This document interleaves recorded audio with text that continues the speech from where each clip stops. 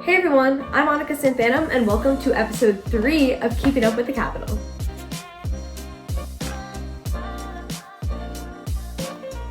Today we're going to be going over people you should know, Congress edition.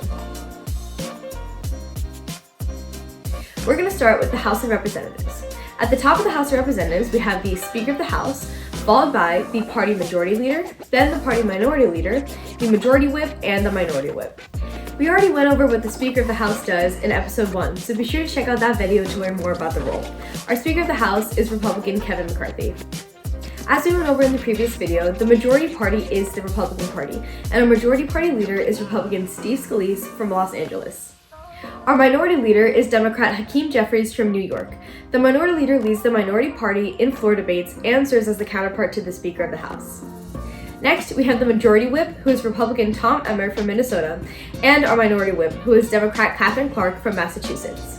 The Minority and Majority Whips serve as unifying members within the parties to unify party members on party lines and gather up votes necessary for floor debates. That's a wrap on some of the most important leadership within the House of Representatives, so let's move on to an overview of Senate leadership.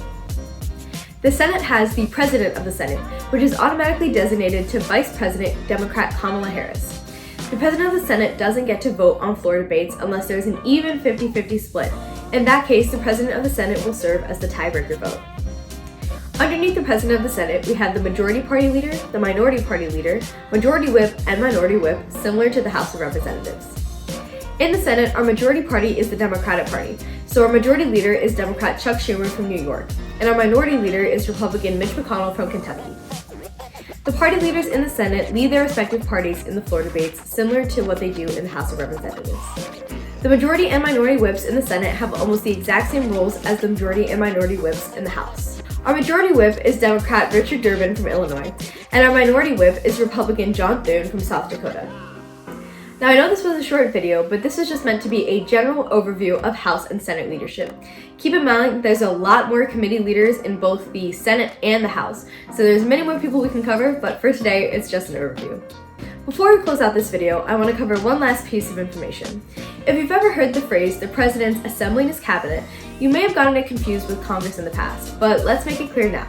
The cabinet is part of the executive branch, while Congress is part of the legislative branch. They are two separate entities. In the cabinet, if you want to serve in it and be appointed to it, you cannot be a member of Congress or hold office. In the cabinet, you must be approved by congressional votes. The president's cabinet is made up of officials and professionals that advise the president on different policy areas to help improve the country. So departments like the Department of Energy or the Department of Agriculture have their different heads of those departments that serve within the cabinet. That's all for today. Thanks for watching and stay tuned for more episodes.